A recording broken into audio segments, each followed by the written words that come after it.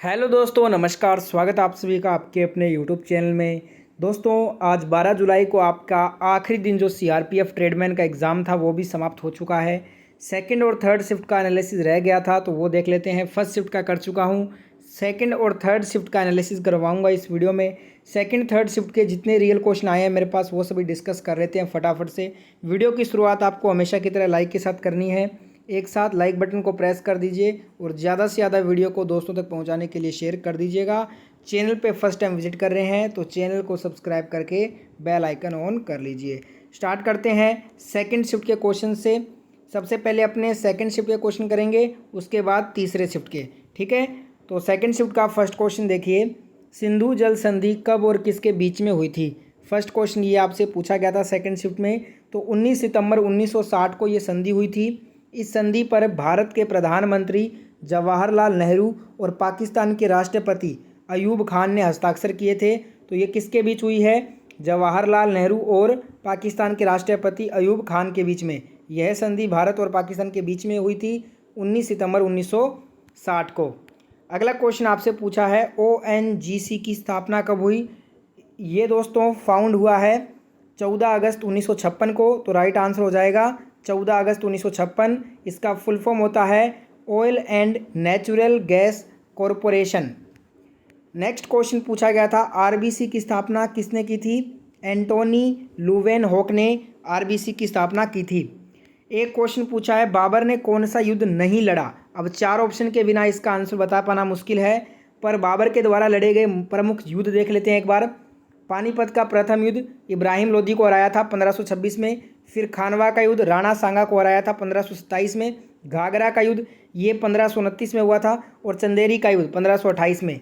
तो ये चार युद्ध बाबर ने लड़े थे। इनके अलावा जो भी ऑप्शन रहा होगा वो आपको सही करना था। ठीक है, अगला क्वेश्चन आया था, भारत का सबसे बड़ा स्तूप कौन सा है? तो ये है केसरिया स्तूप। इसकी टोटल हाइट है 104 फीट। नेक्स्ट क्वेश्चन पूछा है आपसे कि तूतीकोरिन बंदरगाह किस राज्य में है? बात करें तूतीकोरिन बंदरगाह की तो ये तमिलनाडु राज्य के तूतीकुड़ी जिले में स्थित है। राइट आंसर हो जाएगा तमिलनाडु। कोचीन जो बंदरगाह है ये केरल में स्थित है। और मुंबई में एक बंदरगाह है। विशाखापट्टनम आंध्र प्रदेश, कांडला गुजरात में हो जाएगा। ठीक है, नेक्स्ट क्वेश्चन देखिए, 2020 में रामानुजन पुरस्कार किसको मिला? तो ये मिला दोस्तों डॉक्टर कैरोलिना अराउजे को। डॉक्टर कैरोलिना अराउजे को 2020 में रामानुजन पुरस्कार से नवाजा गया। युवा गणितज्ञों के लिए रामानुजन पुरस्कार डॉक्टर कैरोलिना अराउजे को institute for pure and applied mathematics IMPA Rio de Janeiro Brazil से गणितज्ञ को प्रदान किया गया है। अगला क्वेश्चन पूछा है, 2021 तक SCO के अनुसार भारत की साक्षरता दर कितनी होगी?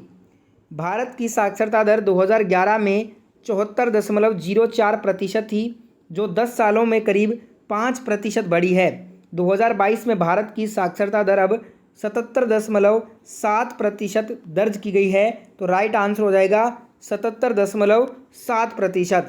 अगला क्वेश्चन पूछा है, डेरा ब्यास बाबा गुरमिंदर सिंह किस राज्य से हैं? तो ये है पंजाब राज्य से। तो पंजाब आपका राइट आंसर हो जाएगा। अगला क्वेश्चन पूछा गया आपसे, 1852 में कौन सा युद्ध लड़ा गया था? तो द्वितीय आंग्ल बर्मा युद्ध 1852 ईस्वी में लड़ा गया था। यह युद्ध यंदोबू की संधि के आधार पर राजनीति एवं व्यावसायिक मांगों के फलस्वरूप छिड़ा था। अगला क्वेश्चन पूछा गया कि संक्रमण ऋतु कौन सी होती है? दोस्तों, लौटता हुआ मानसून गर्म वर्षा ऋतु का शुष्क शीत ऋतु में संक्रमण है, इसलिए इसे संक्रमण ऋतु के रूप में जाना जाता है। नेक्स्ट क्वेश्चन, हाथी का पर्यायवाची शब्द बताओ, हिंदी का था। तो गजराज, गजेंद्र, कुंजर, हस्ती, मदकल, मतंग, गयंद, करिंद्र, कखीर, दंती, विदुंड, एरावत, वारण, करी और राज, ये सभी क्या हैं? हाथी के पर्यायवाची हैं। राधा स्वामी सत्संग कहाँ है? ये तो पंजाब हो जाएगा इसका आंसर। एक क्वेश्चन था, पोरस और सिकंदर का युद्ध, ये फर्स्ट शिफ्ट का है। 326 ईसा पूर्व झेलम का युद्ध। तो यहाँ पे दोस्तों ये जो फर्स्ट शिफ्ट के मैंने क्वेश्चन लिए हैं, ये फर्स्ट शिफ्ट के 1-2 क्वेश्चन छूट गए थे, इसलिए देख लेते हैं। राष्ट्रपति का कार्यकाल 5 वर्ष का होता है और भारतमाला परियोजना ये राष्ट्रीय राजमार्गों से संबंधित है। ये 3 क्वेश्चन मेरे से छूट गए थे फर्स्ट शिफ्ट के, इसलिए करवाए हैं मैंने। नेक्स्ट यहाँ पे क्वेश्चन देखने को मिला है, गर्मी के मौसम में सर्वाधिक ठंड कहाँ होती है? तो ये ऑप्शन के आधार पर इसका आंसर बता पाऊंगा। आर्टिकल 15 पूछा था, तो अनुच्छेद 15 के अनुसार राज्य अपने किसी नागरिक के साथ केवल धर्म, जाति, लिंग, नस्ल और जन्म स्थान या इनमें से किसी भी आधार पर कोई विभेद नहीं करेगा, यही कहता है अनुच्छेद 15। ठीक है, तो इसी के साथ हमारे सेकंड शिफ्ट के सारे क्वेश्चन कंप्लीट हो चुके हैं। अब अपने जो क्वेश्चन करेंगे वो आज के तीसरे शिफ्ट के क्वेश्चन होंगे। तो देखिए, थर्ड शिफ्ट का पहला क्वेश्चन आया था, सत्यशोधक समाज का फाउंडर आपसे पूछा था। तो सत्यशोधक समाज के संस्थापक ज्योतिराव फुले थे। सत्यशोधक समाज 24 सितंबर 1873 को महाराष्ट्र के पुणे में ज्योतिराव फुले द्वारा स्थापित किया गया एक सामाजिक सुधार समाज था। ठीक है, नेक्स्ट क्वेश्चन देख लेते हैं। अगला क्वेश्चन जो आपसे पूछा गया है थर्ड शिफ्ट में कि गोटीपुआ नृत्य किस राज्य से संबंधित है? तो पारंपरिक लोक नृत्य गोटीपुआ ओडिशा का है, तो ओडिशा आपका ऑप्शन में दिया था, वो राइट आंसर हो जाएगा। अगला क्वेश्चन आया था, आईने अकबरी किस भाग से है? आईने अकबरी अबुल फजल द्वारा रचित अकबरनामा का एक ही भाग है। अकबरनामा के टोटल 3 भाग हैं, जिसमें से तीसरे भाग को आईने अकबरी कहते हैं, तो यहाँ पे राइट आंसर हो जाएगा तीसरा भाग। ठीक है, अगला क्वेश्चन देख लेते हैं। अगला क्वेश्चन आया था, रोजगार गारंटी अधिनियम कब का है? तो अगस्त 2005 में भारतीय संसद ने नरेगा पारित किया था और यह 2 फरवरी 2006 को लागू हुआ था। अगला क्वेश्चन पूछा गया, खेड़ा सत्याग्रह किससे संबंधित है? तो ये महात्मा गांधी से संबंधित है, महात्मा गांधी राइट आंसर होगा। 1918 में महात्मा गांधी ने उन किसानों के समर्थन में गुजरात के खेड़ा में सत्याग्रह शुरू किया जो फसलों की विफलता के कारण भूमि कर का भुगतान करने में सक्षम नहीं थे। अगला क्वेश्चन पूछा गया, बंगाल से प्रथम नोबेल पुरस्कार विजेता कौन है? बंगाल से प्रथम नोबेल पुरस्कार विजेता हैं रविंद्रनाथ टैगोर जी, और बंगाल ही नहीं पूरे भारत के प्रथम जो नोबेल पुरस्कार विजेता हैं वो रविंद्रनाथ टैगोर जी हैं। ठीक है, ध्यान रखिएगा इस बात को। अगला क्वेश्चन पूछा गया था, पटकाई पहाड़ी किसका भाग है? तो ये पूर्वांचल की पहाड़ियों का हिस्सा है, तो पूर्वांचल आपका राइट आंसर हो जाएगा। अगला क्वेश्चन आया था, 6 से 14 वर्ष के बच्चे के लिए शिक्षा का अधिकार कौन से वर्ष आया था?